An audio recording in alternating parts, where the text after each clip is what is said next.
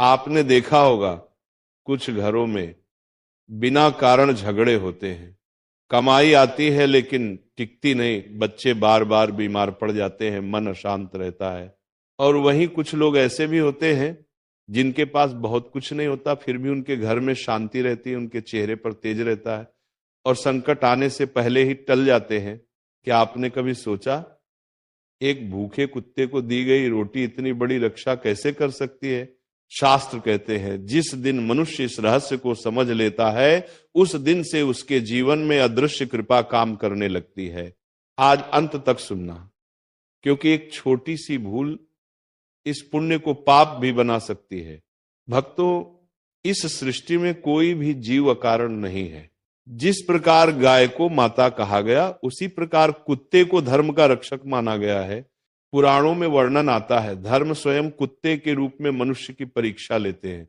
यही कारण है कि शमशान गलियां, चौराहे और सीमांत स्थानों पर कुत्ता सदैव उपस्थित रहता है। वो केवल पशु नहीं, वो आपके कर्मों का द्वारपाल है। कुत्ता और कर्मों का गूढ़ संबंध। जब कोई व्यक्ति भूखे कुत्ते को प्रेम से रोटी देता है तो क्या होता है? उसका अहंकार टूटता है, उसका हृदय करुणा से भरता है और उसके पुराने पाप कर्म धीरे धीरे क्षीण होने लगते हैं। शास्त्र कहते हैं जिस हाथ से जीव को भोजन दिया जाता है उसी हाथ से भविष्य की रेखाएं भी बदलती हैं। यही कारण है कि कुत्ते को रोटी खिलाने वाला व्यक्ति अनजाने में अपने दुर्भाग्य को भी भोजन दे देता है और वो दुर्भाग्य उसके जीवन से विदा लेने लगता है। दरिद्रता और नकारात्मक शक्तियों का रहस्य। भक्तों, दरिद्रता केवल धन की कमी नहीं होती, बार बार अपमान होना बिना कारण भय घर में, कलह मन में, नकारात्मक विचार, ये सब दरिद्रता के लक्षण हैं। शास्त्रों में कहा गया है जहां भूखा जीव तड़पता है और मनुष्य मुंह फेर लेता है वहां नकारात्मक शक्तियां अपना अधिकार जमा लेती हैं। लेकिन जहां किसी भूखे कुत्ते को प्रेम से रोटी मिलती है वहां से नकारात्मक शक्तियां स्वयं भाग जाती हैं, क्योंकि कुत्ता केवल शरीर से नहीं ऊर्जा से भी रक्षा करता है। सही विधि, नहीं तो पुण्य नष्ट हो जाता है। अब ध्यान से सुनना, बहुत से लोग रोटी तो देते हैं लेकिन फल नहीं मिलता। क्यों? क्योंकि विधि गलत होती है। रोटी देते समय मन शांत हो, किसी से दिखावा न हो, मन में यह भाव हो तू भी उसी ईश्वर की रचना है।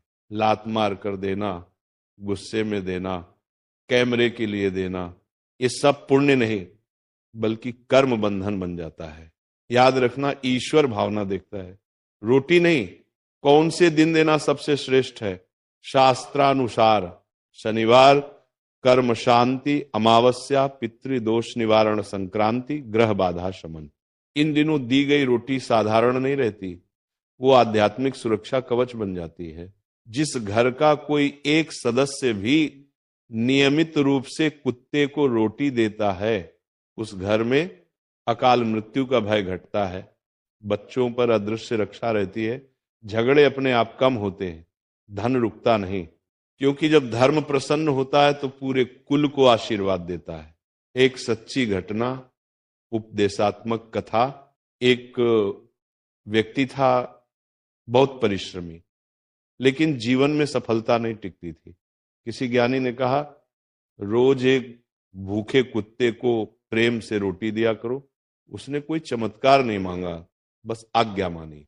कुछ महीनों बाद उसका स्वभाव बदल गया, उसके शत्रु शांत हो गए और उसके जीवन में ऐसे अवसर आने लगे जिनका उसने स्वप्न भी नहीं देखा था।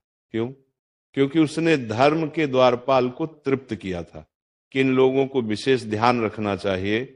जिनके काम बार बार बिगड़ते हों, जिनके सपनों में भय आता हो, जिनके घर में अचानक गिरावट आई हो, इन लोगों के लिए कुत्ते को रोटी दवा की तरह काम करती है। अंतिम संदेश, भक्तों, धर्म बड़े कर्मों से नहीं, छोटी करुणा से प्रसन्न होता है। एक रोटी, एक भूखा कुत्ता और एक करुणामय हृदय, यही त्रिवेणी मनुष्य को अदृश्य संकटों से बचा लेती है। आज से यदि आप यह सेवा शुरू करें तो इसे प्रयोग नहीं, प्रार्थना बनाइए। फल अवश्य मिलेगा, समय पर मिलेगा और आपकी कल्पना से अधिक मिलेगा। यदि यह विचार आपके हृदय को छू गया हो तो इसे केवल सुनकर मत छोड़िए, सेवा से जोड़िए और इस ज्ञान को उन तक पहुंचाइए जिनका जीवन अभी संघर्ष में है। जय धर्म, जय करुणा, राधे राधे।